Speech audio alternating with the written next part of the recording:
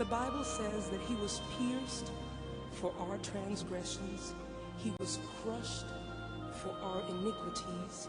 The punishment that brought us peace was upon him, and by his wounds we are healed. Whatever you've gone through, I know of mothers that have died of a broken heart. I know of fathers that have died of a broken heart. I know children that are not well because they have a broken heart, and they just can't take it and they give up. Well, I don't really understand this, but I know that every broken heart, Jesus Christ bore that on the cross. He carried every pain that I've ever suffered and that I will ever suffer. Every heartache that you've had, he bore it and will bear for you. No one is a friend like Jesus.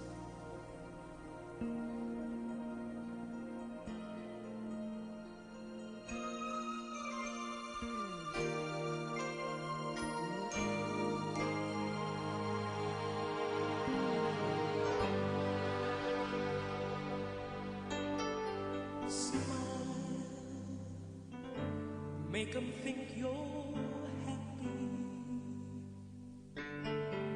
Lie and say that things are fine, and hide that empty longing that you feel. Don't ever show it, just keep your heart concealed.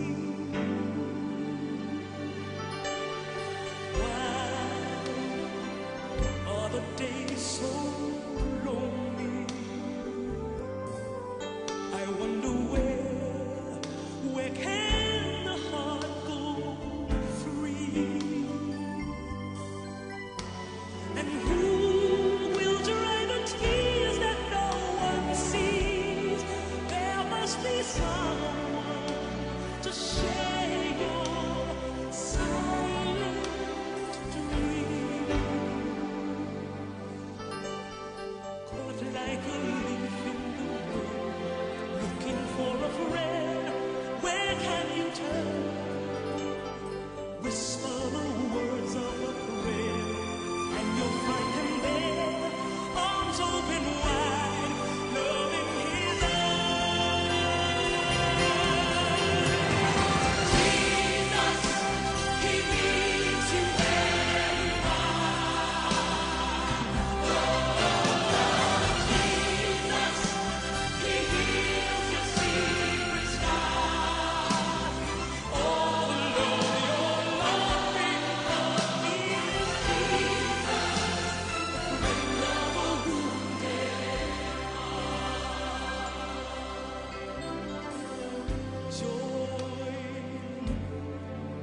Like the morning, hope deepens as you grow, and peace beyond the reaches of your soul come flowing through you, for love has made you whole. Once like a leaf in the wind, looking for a friend, where could you turn?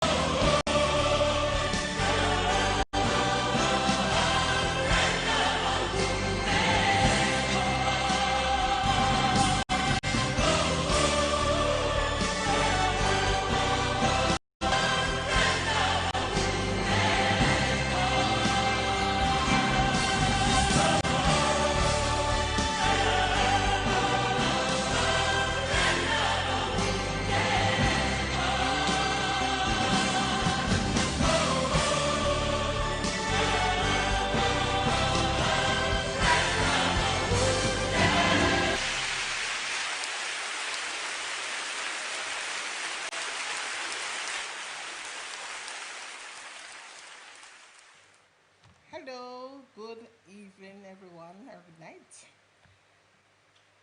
Welcome to this another program, The Counselor. We are trusting that you had a great day. Yes, and so we want to just share this evening. This is Family Month. Yes, we continue on the matter of dealing with family issues. Last week we talked about our fathers, all right, and the psychological effects of fatherhood on our children, all right, and happy belated Father's Day to all the fathers and those who are not biological fathers, however you are playing that fatherly role. Happy belated Father's Day to you. Trust you had a wonderful day, right? Continue to be that great father for your children. It is needed, all right? Bless you. All right, so this evening we're looking at another issue that affects family, and it is the matter of grieving. Grieving. All right. Every family experience grief at different points, at some points in their lives, right? And so grief is real. It is very real. When we lose something, you lose your purse of money, you lose your phone, you lose your job, you lose a limb, your car, your pet, your baby, yes, through miscarriage, your house. It could have been through, well, the bankers take back your house because you had borrowed money from them or so, or it could be through fire. You lose a child, your spouse, whether through divorce or separation or death. And for teenagers, their phone, yes, because the phone is their world. And so if they were to lose the phone, it can cause them to grieve a lot. Yes. They left it on the bus, in the taxi, or it was stolen at school, or somebody held them up and stole it from them. Yes, that's big time grief. All right? Separation, when parents separate, it can cause a lot of grief as well. So we want to look tonight at the stages of grief counseling. The stages of grief counseling. Because as I said earlier, families do experience grief at different points in their lives. And so grief, I'm going to ask my technician, Mr. Matthew, to just throw up my little PowerPoint as I look at the various stages of grief. And it's not going to be a long session tonight, all right? So I'll let you go way under the hour. Welcome, everybody. Welcome, welcome, welcome. All right, let's look at grief. Welcome, Roslyn, Georgia, Delia, so far. Yes. So, as you know, this will be on our website, so you can always go back to it and listen, watch again, and learn. All right? So tonight is going to be a little teaching session, and it's not going to be a long session. All right. So the first question, as we think about grief, what is grief? What is grief? Grief is a natural response to loss. So you lose your house, your job, your spouse, your pet, your car, your baby, your health, a limb, yes, a hand or a foot, your health. So you grieve. So grief is a natural response to loss. It's the emotional suffering that you feel when something or someone you love is taken away. Often, the pain of loss can feel overwhelming. You may experience all kinds of difficult and unexpected emotions, from shock or anger to disbelief, guilt, and profound sadness. So let me stay there while Matthew, so persons can just read. Right. So grieving. Just back with me of a time when you lost something. Yes? How did you feel? Were you excited? Were you angry? Were you saying to yourself, boy, it can go on, or that's how it must go? There are different ways in which we grieve. Alright? But let me quickly say that when we are grieving, we should not be judgmental of others. So one person may experience grief in one way and the other person in a total different way. All right. So for example, let's say something shocked me. I put a piece of wire in on, or something, just touch the face of the iron, and the iron is short circuit and it shocks you. And I may drop the iron or fling the clothes iron away and jump and run and scream. Alright? That's how I react to what happened to me. Another person comes and touch the iron, same thing, touch the face of the iron, and the iron shocks them. And they may just flash the iron and say, wow, the iron shocked me. And that's it. Yeah? So the same iron gives us the same effect, same shocking effect, but for some reason, one person throw away the iron and jump and start screaming and, create excitement, and the other person just, simply flashes his or her hand and says, the iron shocked me. All right? So we respond differently to grief. All right? Based on our socialization, it can cause us to respond in the way in which we respond to grief.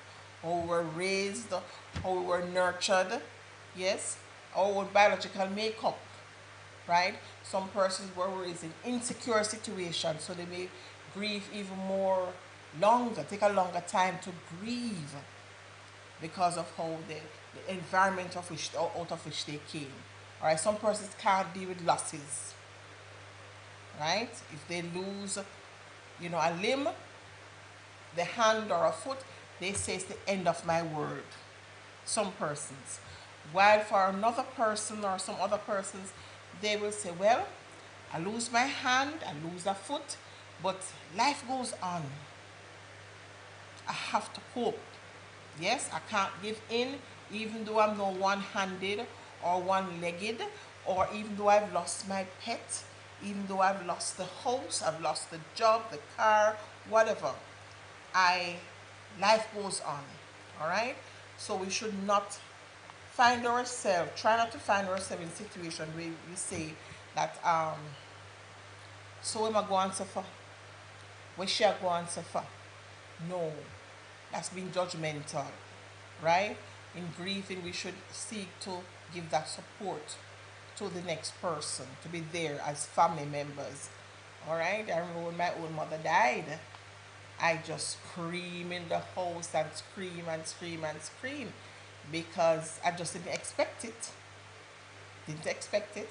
And so the whole neighborhood just came down like that because of my grief.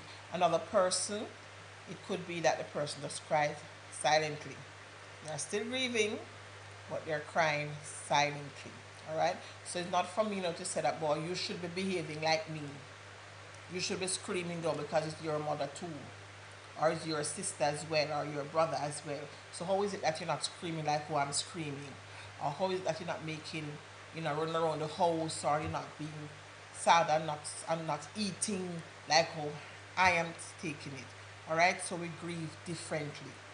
All right, so instead of becoming judgmental, we should seek to show empathy, to understand the other person's situation. Because when you become judgmental and start judging the other person to say that you should be crying as well, you should be shedding tears, you should not be eating, you should not be laughing this time because we're grieving. No, because people grieve differently. All right. So the first, hold on, Matthew. Hold on, sorry. The when a child, so children, teenagers, adults, they can also grieve differently. So I remember my daughter, she lost a puppy, and she sat down and cried as though it's a human being died. Yes? And so I had to give her space and allow her to just shed her tears. And it is not for me to say, no, Lux, it's just a little puppy. No. Don't make light of what, you know, allow her to, of her situation, because she could see you as someone who don't care about her feelings. Yes? And that can also add to the person's grief, their sorrow, their sadness. All right? So when children lose an animal, a pet, or their toy, or the teenager loses his or her phone, it should not be a situation where we as adults just fan it off, or their friends fan it off and say, you know, so where you going on like that for? It's okay. It's just a little phone. It's just a little dog, a little cat, a little bird. You know, no, we shouldn't. All right? We should allow the teenagers to, the children, teenagers, adults, to express their feelings, to say how they feel about the loss of whatever it is, right? Whether it's the separation, or how they feel about their parents being separated, or the parents talking about how do I feel about my spouse not being here anymore with me, all right? Or in the event of death, which is so final, yes, that could be where we grieve a little longer. So some persons get over a situation quickly, all right, while others take a longer time to get over this a similar situation, right? So for example, in the event of death, it could mean that the person wanted the person to die, or they wanted the person to leave or to divorce them. So it's like, yeah, long time you should be gone, or she should be gone long time. But then you find that other persons, while you're saying, I'm fine, nothing, no problem with me, the other person may be saying, oh my God, I cannot go on with this, I cannot live with this because of what happened. All right, sometimes we are in good health today, tomorrow we get a bill clean bill today from the doctor. Some years down the road, it could be that you hear that you're HIV positive, you're infected with some other diseases, or you have the big C, the cancer, and it can really devastate you. It can really push you into grieving. All right, so we really want to look at how we are going to look at the stages of grieving tonight, and how we can cope, because as we go along this life's pathway, so many things can happen to us, so many issues are out there to face us, from relationship to property to job to so many things can affect us, that will cause us to grieve. A friend disappoint you, a friend stab you in the back, you put all your trust and confidence in a particular person, and there's a good girlfriend or a good boyfriend, it's a good friend, and for some reason the person let you down. That can put you into grieving as well. And like, I can't believe you should do this to me. After all we have been through for many years, we are friends, and now this happened. All right, so you can really get into grieving. All right, so you have your lovely house and the house is burnt. Get a call that you have to come now because your house is on fire, And by the time you get there, you're looking at big blaze, big fire, and everything is burnt out, flat. That's big grief.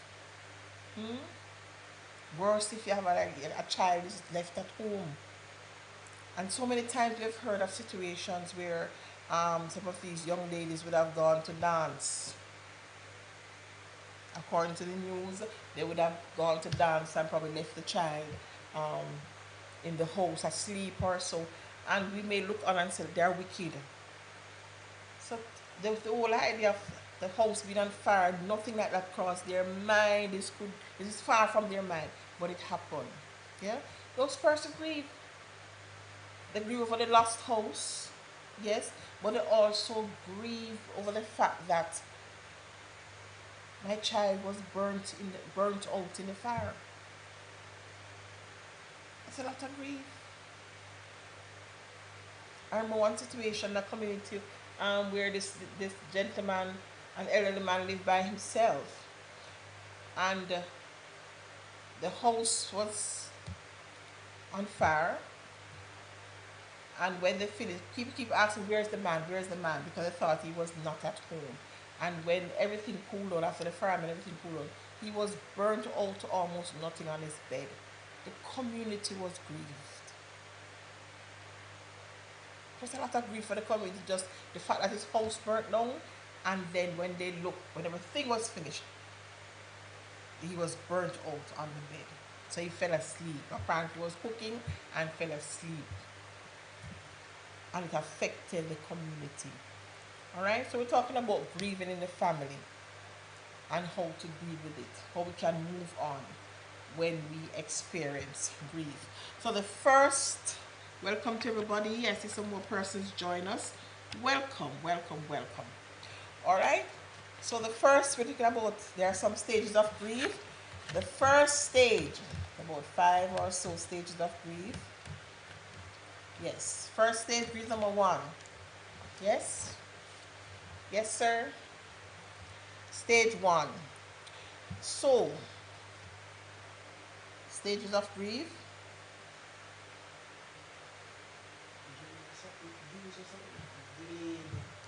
It's delayed. Okay, all right. So the first stage of grief is what we call shock. Shock. It's the first stage of grief. Shock.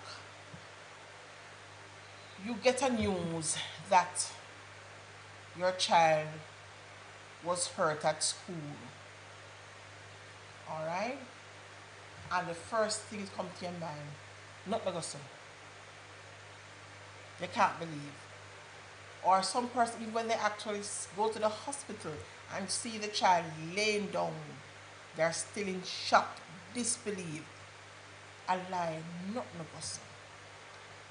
Yes, that's the first response to grief. When things go wrong, when there's a death, there's an accident, there is a separation, whatever. I lose my child, whether through miscarriage or my child gets hit down or there's death. Shock. We are in disbelief. That's how we tend to respond to grief. Not to go say, can't lie. Right? And some persons, they'll have to see it first before it becomes real to them. While some of us, once we hear the news, we receive it. It happened for real. Some persons have to see it. Yes? It was Thomas, I think, who said he had to put his hand in Jesus' side and in his handprints for him to believe. Alright? So some of us, when we hear the bad news, we go into what we call shock. Our body changes. Some of us may cry, just right off the bat, we cry. Some of us are in disbelief, and so on. So that's the first stage of grief, and most times we experience that when we hear the news. How we respond should not be in any judgmental way against the next person. So one person may be at the hairdresser, at the hair parlor, and for example, hear the news and they're under the dryer, and they're like, okay. So some person freeze, while the next person may jump up and start jumping all over in the place and scream. You have to hold on the person because of the news they hear. All right, so we respond differently. So the person who freezes, they're experiencing the same kind of shock, just that they respond differently to it, as against the person who jump up and down and they have to tie down that person. Again, it goes back to our personality type, our socialization. All right, then after shock, stage 2, we get into what we call denial. So you hear the news and you're frightened, then you keep saying a lie. It can't be real. In the event of a divorce, you get the papers, they're mailed to you, and you say, no man, me must be dreaming. No man, me a dream. It can't be real. We go into denial, and some persons will go into denial for a long time, even though the reality is before you. You're saying, no, somebody make up this is not so. They make up the story to tell me it is not so. Yes? And some persons even deny their very feeling. No man, I'm not really sad or anything because it's not real. It's not real. Right? So we move from shock to denial. I hear the news, it shocked me up, but now I'm saying in a real. My child did not get hit down. Yes? And some person may even still, even though they hear that the child gets hit down, the child is in the hospital, they will see the taxi come home or the bus in the evening and they're looking to see their child walk through the gate because they're in that denial, not ready to accept what has happened. Again, some persons take time to deal with that, while some person may readily accept it, ready to move on and deal with the situation. Some persons are not there yet. So I want us to maintain and to keep remembering, do not judge the other person, because when we go about judging the next person, how they should deal with the matter, it only create more problems and more grief in the situation as we seek to judge the next person. All right? So we get into denial. We are not ready to accept the fact that the bird is dead. So even though the parent may say to the child, yes, the bird is dead, or the rabbit or the cat is dead, your pet is dead, the child will want to say, no, he's not dead. He's going to wake up back. Yes? And for the child to put away that pet, it could be very, very hard. And you're saying, you need to bury the pet, or we need to burn it, or, whatever. And the child is saying, no, he's not dead. Yes? That kind of situation. So we should not say, no, you're stupid to the person because you don't realize that the thing is dead, or you don't realize the person is saying they are finished with the relationship. Yes? It can really affect the person. So we try to help them along the way by just saying, guess what? This is a reality. You can't go in denial. Or even though you're in denial, it is a reality. All right? So give the person some time to get over it. One person, her mother died, and she would not let go, the clothes of her mother. So that they wanted to give away clothes and so on, and she would not let it go. All right? So we go into denial. This is not so. And again, I say some persons take a longer time to get over this stage of grief. They're still in denial. It is not true. My leg is not really gone. My hand is not really gone. My baby, the miscarriage, it can't be real. Yes? My phone is not really gone. My house. And so they'll go back there at the spot and they look and they say they can't accept the situation, the grief, that they're experiencing. Again, with counseling and time, giving themselves some time, that will help them to get over it. The next stage, so we're moving from shock to disbelief, denial. It's the whole matter of anger. Anger. And we start asking, why? When my mother passed on, I was angry with the doctor. Yes, because I'm saying the doctor should have sent her to she went to a private doctor, and then the public doctor afterwards. I was very, very angry with that doctor for a long while. All right. We get angry with person. We ask questions. We blame person. The blame game. How this happened to my mother? How this happened to my pet, my child? How come is my phone go missing? All right. We get angry. We find somebody to blame. Sometimes we even blame God. Sometimes we blame even God. We say, God, how you allow this to happen to me? How? How, God? How? Right. We get angry at God, and because God in His loving kindness and tender mercies, He loves us so much, and He understands our humanness. He's not going to respond to us in a harsh way, even though we get very mad at Him. Yes? Because we're saying, God, look at how I love my child. Look at how I love my car, my job, my house. I work so hard to build this house. I work so hard to buy this vehicle, and you allow them to steal it. The car got burnt up. You understand? I made an accident and it's written off. So we are angry, and we find persons to blame. Now, for those of us who are helping the grieving person in the family, or if one family is not feeling so much grief, so let's say your son meets an accident and the car is written off, take the family car, the parents could sort of help him to get through, because he's going to be angry at himself. Yes, he's going to be angry at himself and ask all kind of questions, angry at the other motorists and so on. And if they don't get this sort of counseling, it can really stay with them for a long time, and it can go into other things, cause them to become bitter and so on. All right. So that's it. The third stage of grief is when we get angry. Angry that I've lost my limb, I've lost my hand, my foot, I've lost my pet, my baby, my health.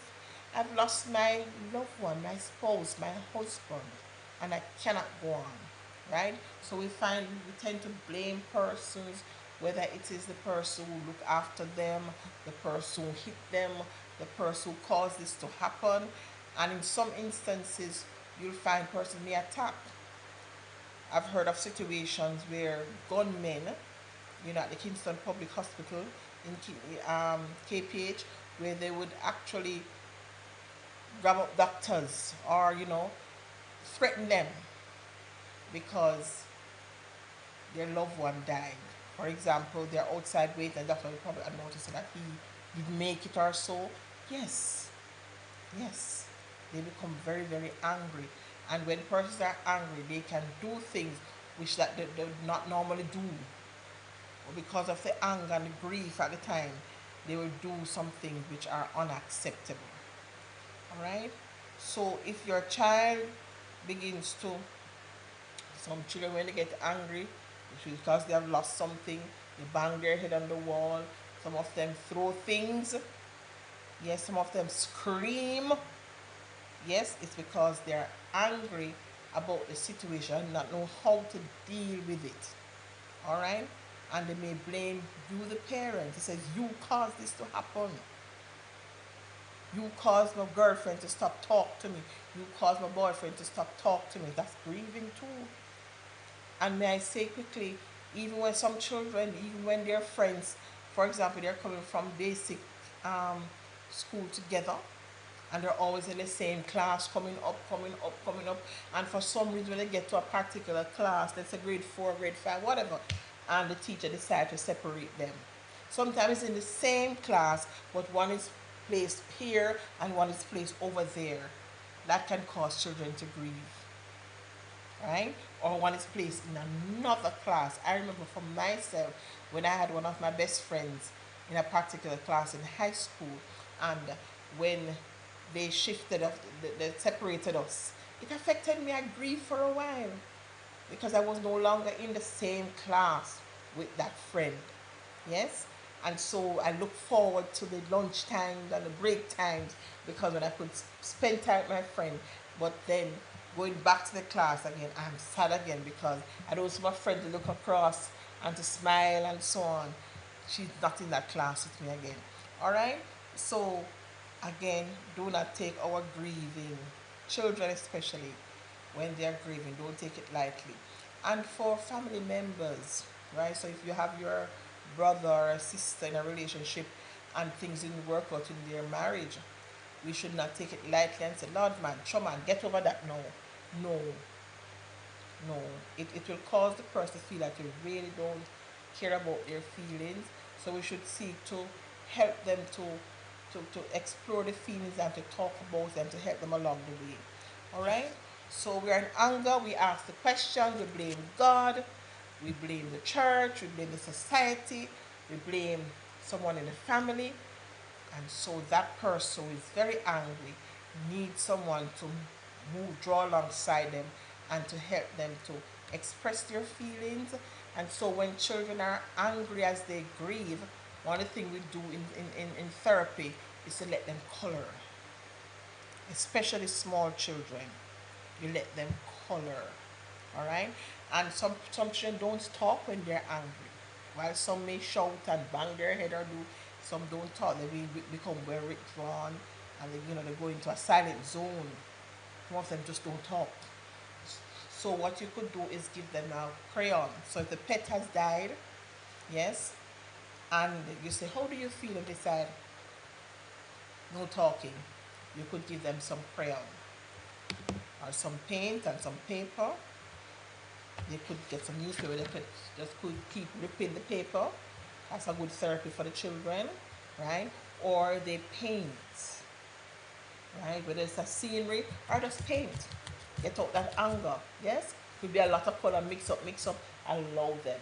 Or color, crayon, right? Some children, when they're angry, they'll probably use red. Yes, a sign of anger, and keep doing like this. All right? It's a sign of anger, but at least they're getting it out than to have all of that anger in. All right? For teenagers, you try to explore the feelings that ask them to say how they feel. Or do you want to talk now? Right? If they don't, you say, okay, later on we'll talk, or you could write your feelings. For the adult, you ask them, what would you like to talk about? All right? Do you wish for me to assist you here? And so on. Allow them to let off the steam. All right? And it's not that we are going to suffer after nobody no trouble and nobody kill the person. No. Allow them to get off the steam. Right? Some person may hit the wall and fist the wall and say, God, we can't believe that this happened. I'm so angry at you, God, and angry at God. He understands. He understands that you are in your humanness, you are just going through this process of grief. All right, because of what was taken away from you, what was done to you, and it's really affecting that, causing the anger emotion to stir up. Then we have what we call so moving from anger. Remember I said I'm not going to stay long tonight, right? I'm just going through the stages of grief. And welcome to all those who are watching. All right, it's going to be on, so you can always go back and look at it. Then we're at the stage of bargaining. So after the shock, disbelief, denial, this can't be happening to me, this cannot be real. I am so angry that this has happened in our family. Yes. And It's going to take me some time, but another stage we're going to get to is the bargaining stage. No, the bargaining stage is when we get to that normal reaction to that anger. We start thinking, more level-headed. So we may say, well, probably the perfect time came for her to die. Probably it's a good thing nobody was in the house when it was burnt down, yeah? At least the house is gone, but the life is spared. Nobody was in the house at the time when the fire. It's a good thing that it was only one person in the accident and not the entire family, because all of us could have been dead. It's a good thing that the car is written off, yes, but thank God life is still spared. The son was wrong to take the family car, even without our permission. The car is written off. We are angry about it. We are grieving, but thank God, our son's life is spared. So the bargaining thing, we start looking at the reality and try to regain control to deal with the reality. It is not easy, and again, we all take different time to get to this stage. For some persons, it probably take them years to get to the stage of bargaining, all right, to regain control of how angry they are, how shocked they have been. They're in denial. Some persons will get here faster than others. Again, it's not for us to judge and to say, you really serious? This happening is like it's nothing to you? You're just moving on? No, it's how their own makeup. Remember I shared the example about the iron, the clothes iron. You're testing to see if the iron is hot enough, but for some reason the iron shock you. And some person may throw away the iron and jump and scream and shout because the iron just shocked me. And for another person, the same iron giving the same shock. However, you're like, oh, the iron shocked me. Yes? So the same shock, same grief you get, but how you respond is this issue. You respond differently to the loss, to the death of whatever. Alright? So we get to the stage of bargaining, and when we get to that stage, we are trying to regain control. We are trying to deal with the reality. So I'm going to try to see if I can walk with the one leg. I might have to get, not might, I will have to get a crutch to assist me. I'm now HIV positive. Can I live a normal life? I am now, cancer has taken over my body, all right? Or the cancer is in my breast or whatever, in my leg. I have to get chemotherapy and so on. Life goes on. So you start dealing with all these realities coming at you, all right? So we, as family members, talking about the family, we have to seek to help the next person. So we talk through the issues. So guess what? John, your situation is this. You are infected. Or John, you now have one hand. Or Jane, you now have one foot. All right? But life goes on. As a family, we're going to help you to go through this. Right? You may not be able to do all the things that you used to do, right? Effectively as you want to, but you can try. Let's see how best you can handle your situation with the one leg, yes, with one hand, or to also you can operate, get a different job. You have lost that, that job that used to pay a lot of money. Let's see how you can now deal with getting another job or take a job with lesser pay because life goes on. Or for the child, the miscarriage. One of the things we suggest when there's a miscarriage, we suggest to couples that as soon as possible try to become pregnant again to the mommy, right? Because that will help to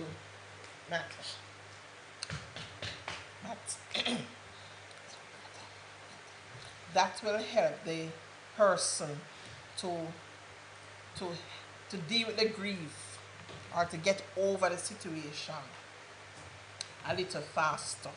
All right. So yes, you're gonna miss that baby that was there probably for 3, 4, 5 months or whatever. But then, if the mommy becomes pregnant again, it is going to, sorry, sorry, it is going to assist in the to heal the person a little faster. All right. So the couple could talk about, okay, you're shocked that you had the miscarriage, or you lose the baby, yes, or you lost the child, but let's see how quickly, um, if it is possible, you can become pregnant again. That will help. I'm sorry.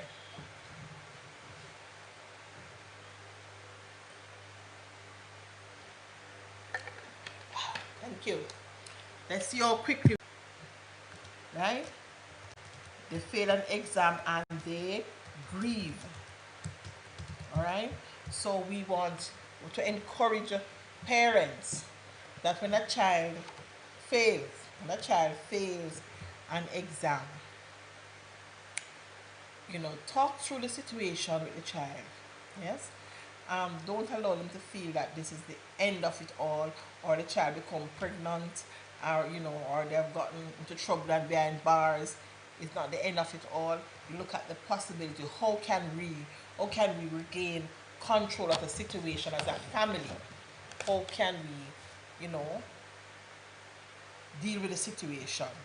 And so, in the process of trying to regain the control of the anger, the shock, the disbelief, some persons get into what we call depression. Yes. They become depressed because they're saying, this is for real? This is what I have to live with now? Live without my husband, live without my wife, live without my friend, live without my pet. My phone is really gone. My very expensive phone. My house is gone, my car. So there's a reality setting in, and you're saying, all right,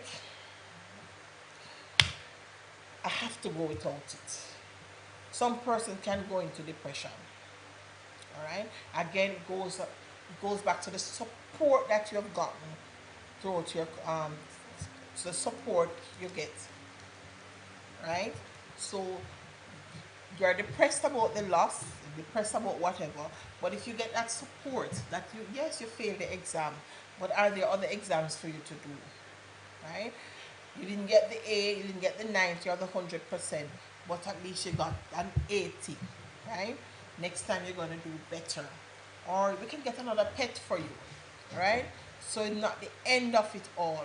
Or you could get another friend, find another friend in your class. So your friend is gone to another class, find another friend.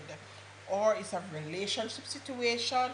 You could encourage the person to say, you're talking about the person not being immediately affected. Sometimes the grief affects the entire family, and sometimes it is just a one person. But the family is that unit, supposed to be so closely knit together that if the one finger hurt, the entire body feels it. All right, but you find the finger may get the direct impact, right?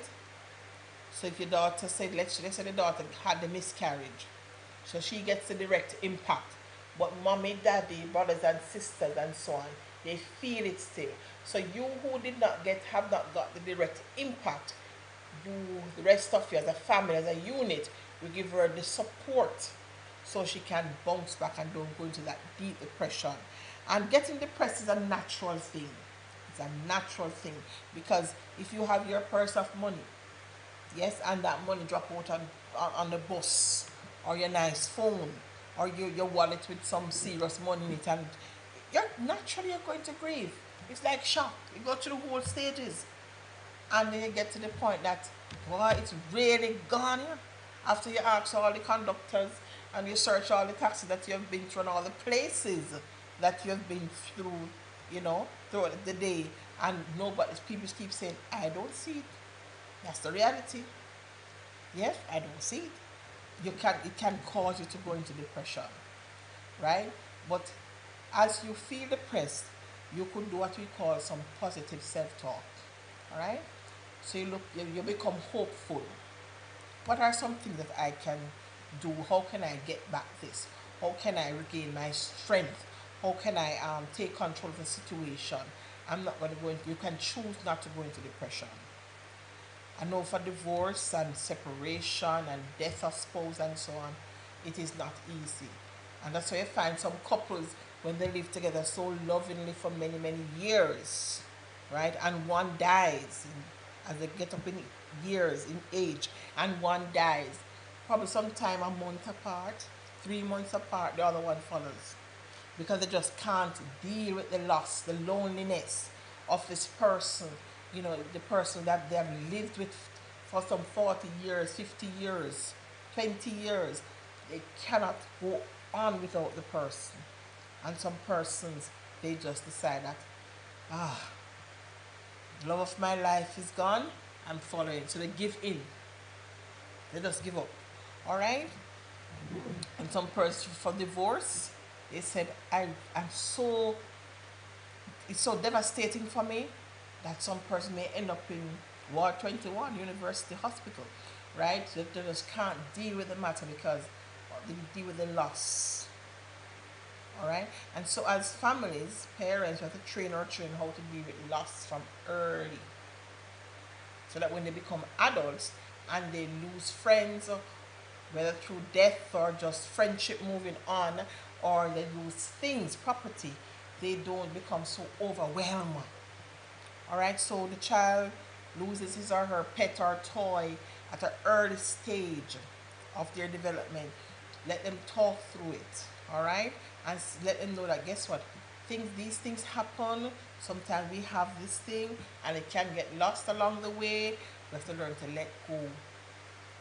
You're moving on from basic school to primary school, using your friends, and so you talk with them about that. So as they become this adult, they are able to deal with losses. Because some persons are not able to deal with losses. All right, they're always clinging and holding on to things. All right, and it could go way back in their childhood days where they were not able to share. Yes, and in my family we grew up with 12 of us, big family, so we are able to share and all of that. Yeah, it's important. When there's a one child, they're less able to deal with the losses and sharing and so on. So all of these toys are mine. Yes, they're all mine. But when we have a bigger family and or we allow our children to interact with other children, so they share, so they can give away a toy. So you have all these toys for yourself, you can give away one or two. All right? So it will help us better yet to deal with depression. Then we get to the stage of acceptance. So we have been from shock. Yes, mister? We have been from shock to denial, to anger, to bargaining, depression.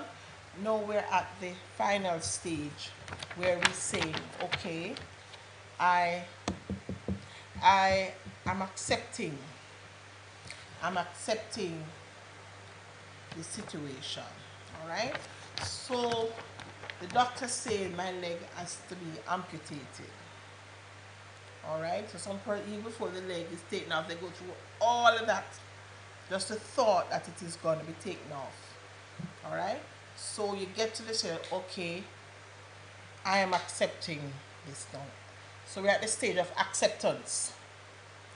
Acceptance. It is not easy to get to this stage, I can tell you. It is not easy to get to the stage of acceptance. I am accepting the loss, the death, the fact that I can no longer do the things I used to do, and I'm accepting it. All right. Let's stay there. All right. I am accepting it. Persons again get to that stage much faster than others, the acceptance stage. where they're saying, okay, you said the relationship is finished, and okay, all right, I'm accepting it.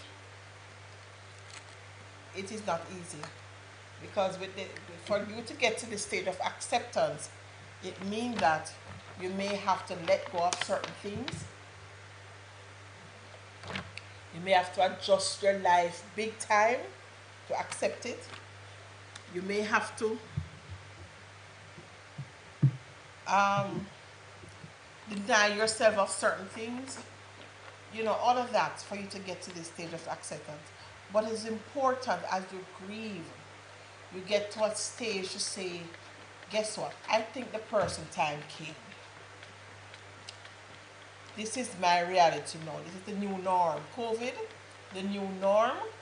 Yes, so I'm accepting the fact that I have to know wear my mask.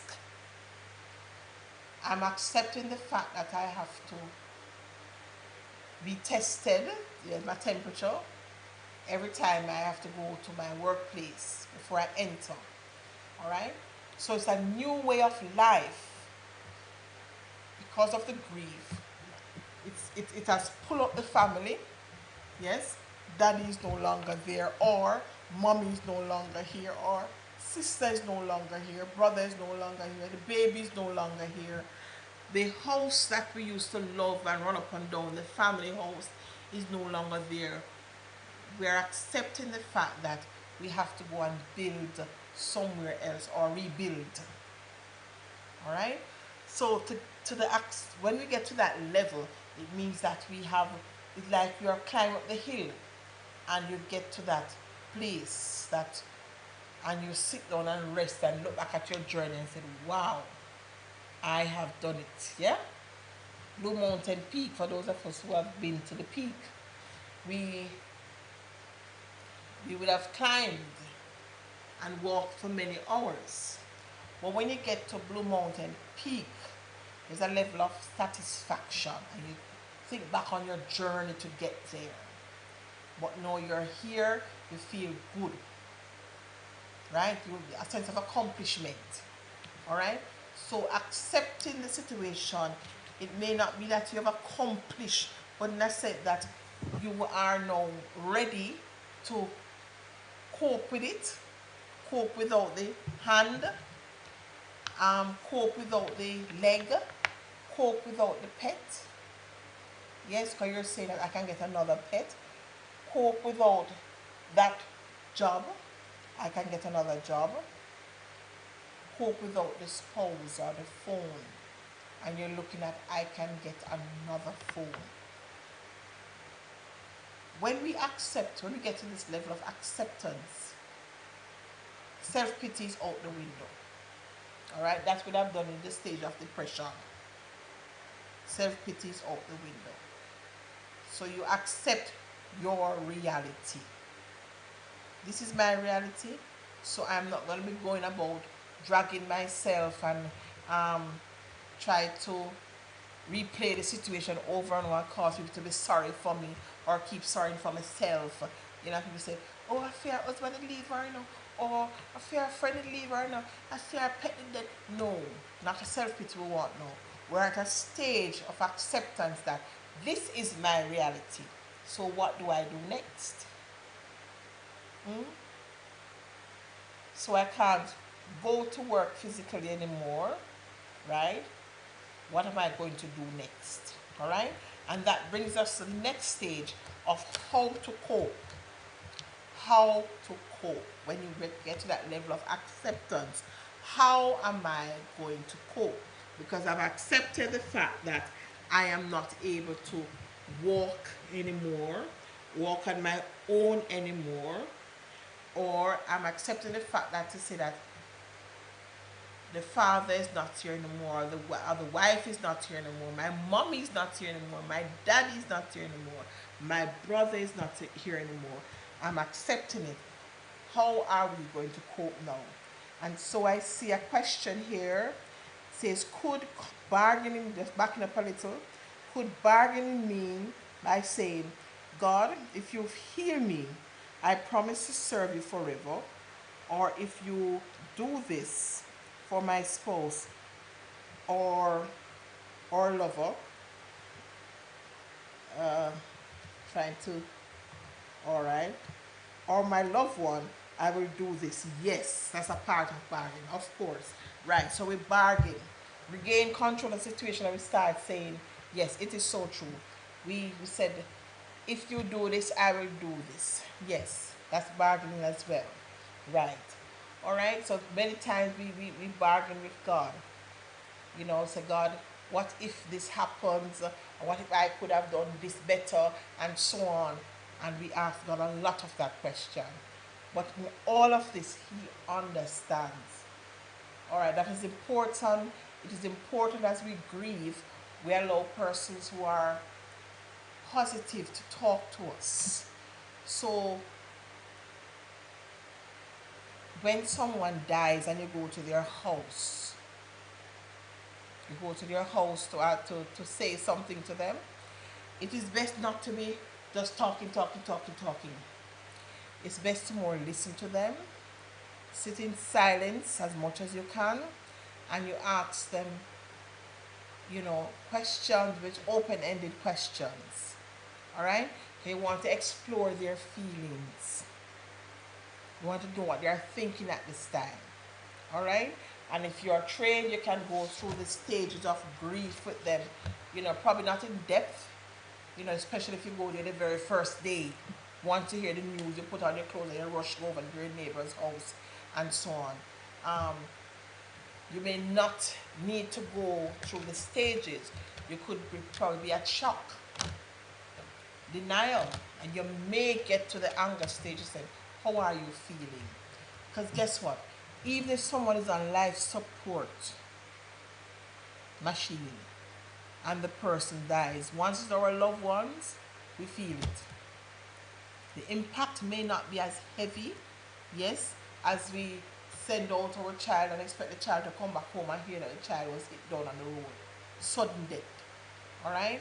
But we still feel, because the person who's on the life support, there's this level of the person may die or the person is critically ill.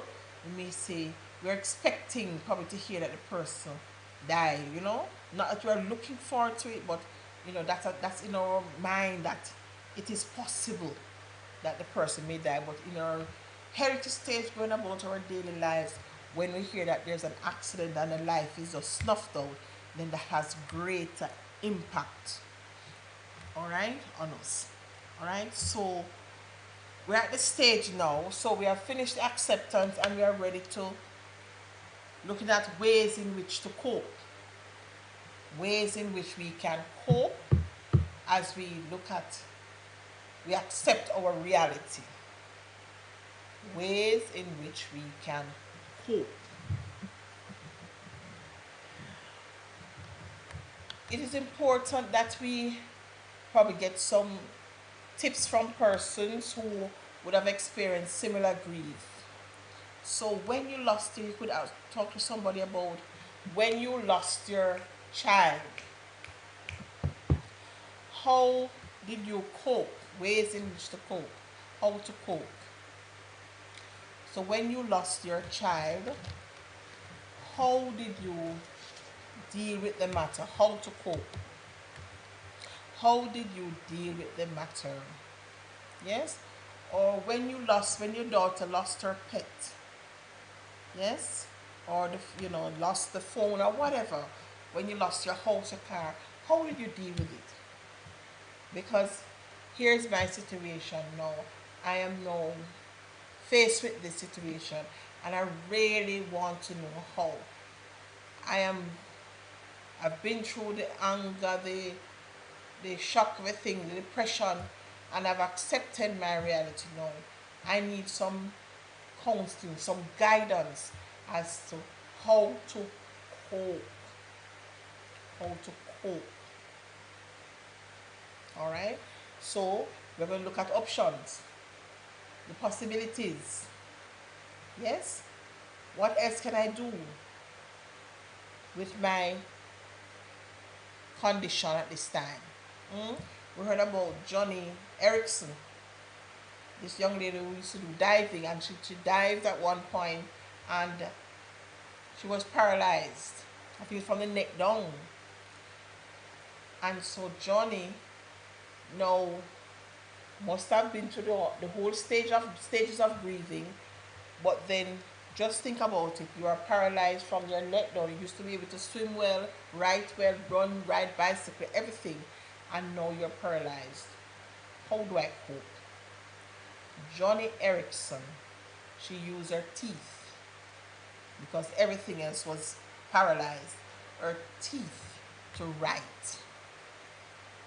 All right, and she would have written books. All right, so it's important. There are persons who have no arms, no legs, but they have their teeth and they are painting. Yes, I saw a young man recently on social media with his playing the piano with his toes. Yes, so we have to look at how do I cope, how do I get up and brush off. So I fall down, my clothes dirty up. The reality is that I fall down. I am down on the ground. Am I going to stay down there?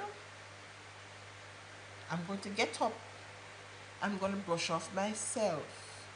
I'm going to clean off my knees if they are bruised. Get my alcohol and whatever else I need to clean up myself.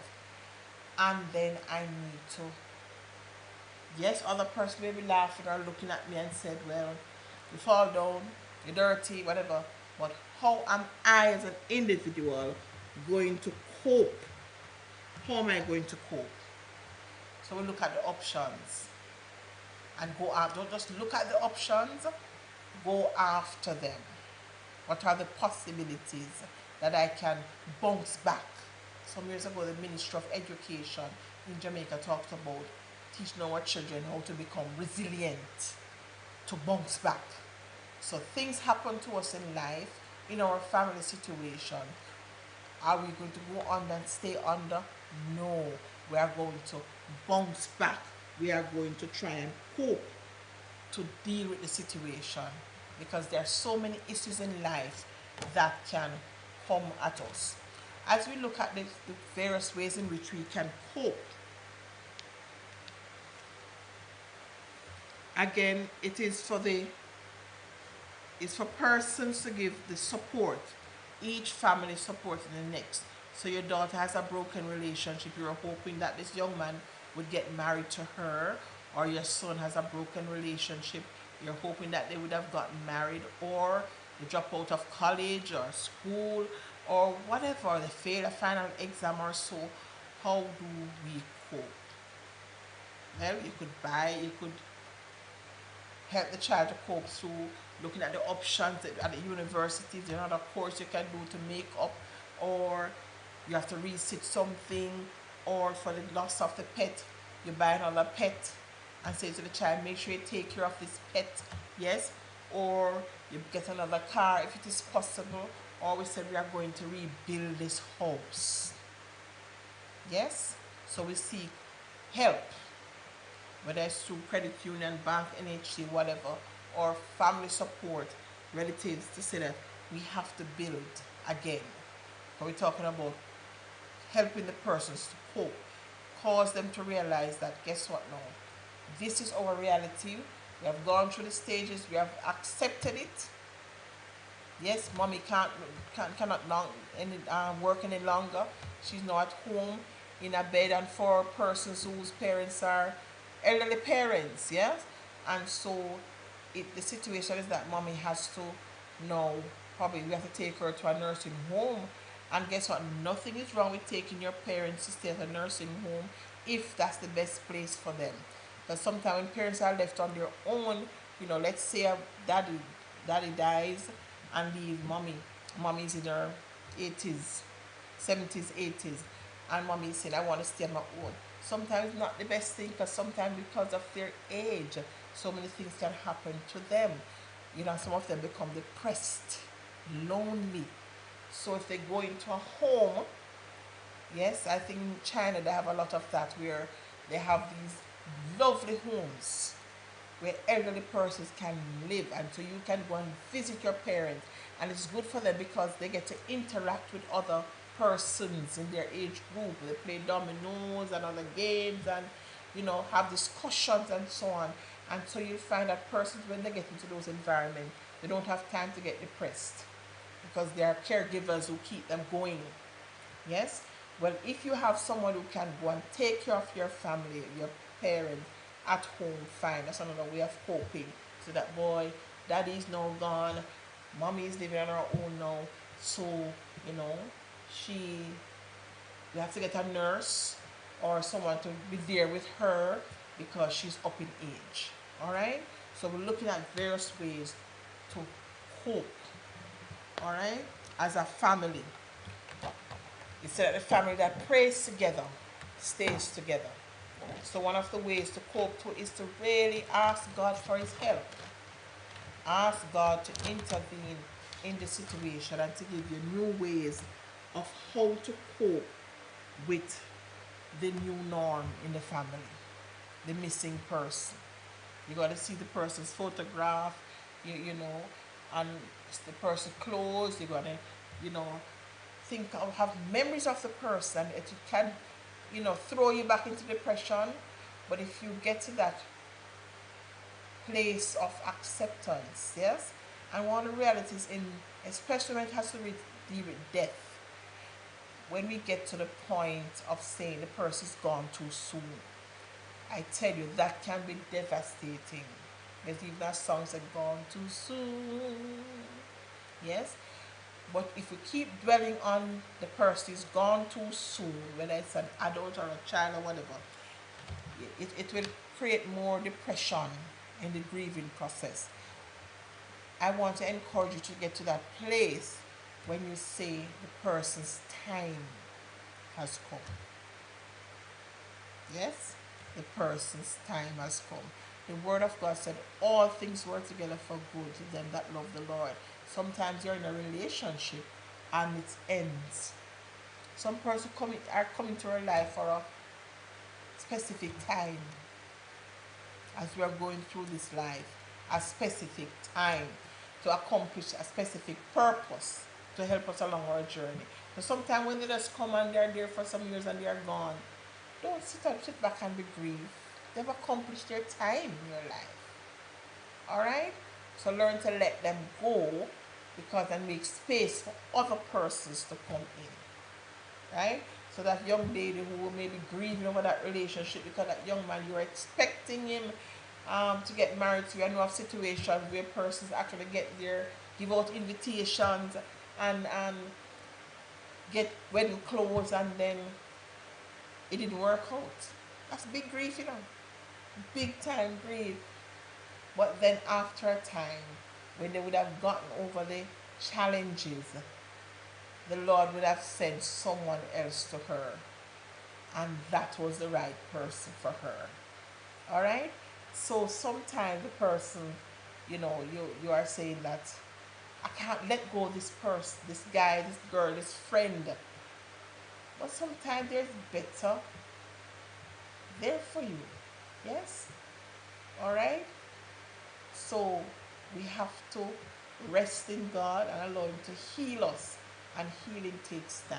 It goes back again to our personality, our socialization, how fast we can get through the process.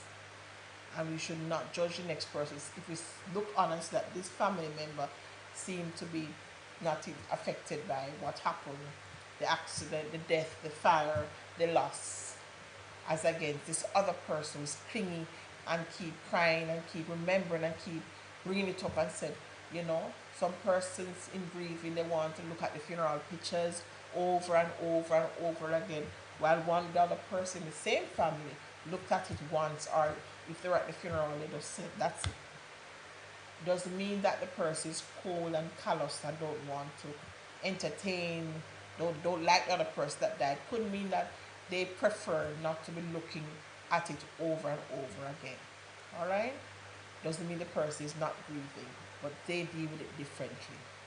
Finally, moving on. So after we look at the strategies, how to cope, the tips, how to cope with the new situation that I have now accepted. Moving on. I am now ready to move on. And this can take years before you get to this part of the journey to move on. All right? It can take years. Some persons grieve up to 10 years. All right? It all depends how dear the situation was to the thing was to them, how dear the person was to them. It can take them a long time to get to moving on. But as we take you through the process of grieving, the ultimate goal is to help you to move on with your life. Yes? To move on.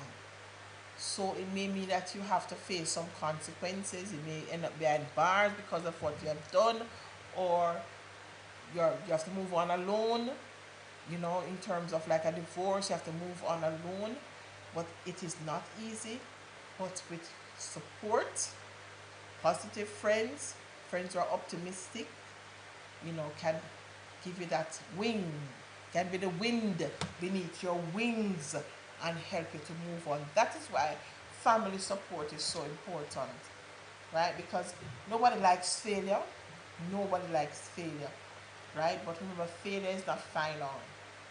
And once you get that level of support from family, failure, when you fail, the idea is to get up, brush off yourself, and go on. But it can only happen when you have that supportive family there for you. Instead of beating you down and say that you have failed, you have put, bring the family name in shame, you have all of that. No, look at the opportunities. How can I move on? All right? So as you try to cope, you're going to get up and move on with your life back to the norm. Most of us, we can testify that we have experienced grief at some point in our lives. In, you know, whether it's a loss of something or a person or a relationship, yes, we can say we have experienced grief. And for most of us, we are at the stage of moving on. For those persons who are still at the stage of trying to cope or depressed, we who have moved on, are moving on, should help the next person. Alright, so you're going to say that life goes on.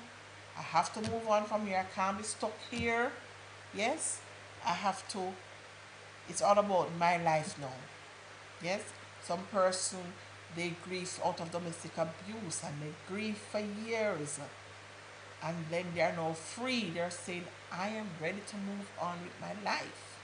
Yes, so they feel like a free bird, ready to move on. But remember always to help somebody, to lend a helping hand and give person their space and time to grieve. Don't judge the next person.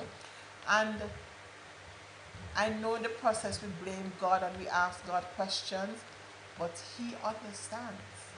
The song says, farther along we'll know all about it. Farther along we'll understand why these things happen to us. And our humanness, we question God, which is a natural part of us, human. We question God, but farther along, we know all about it. All right? I want to encourage you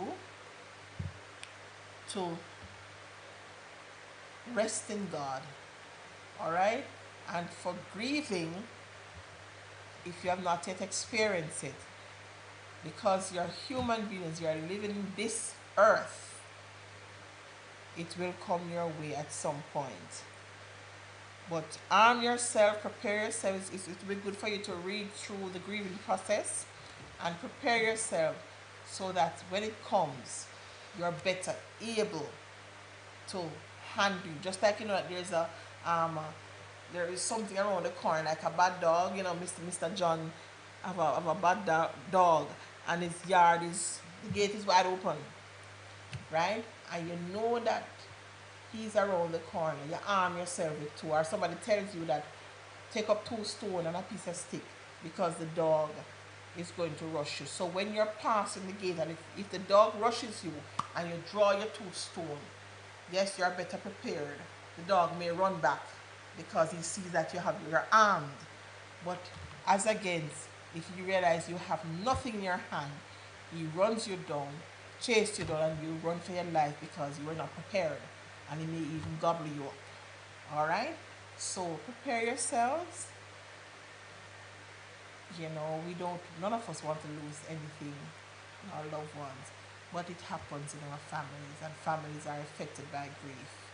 All right, just prepare yourself and ask God to give you the strength, the grace, and indeed, He will carry you when you go through the roughest patches in your lives.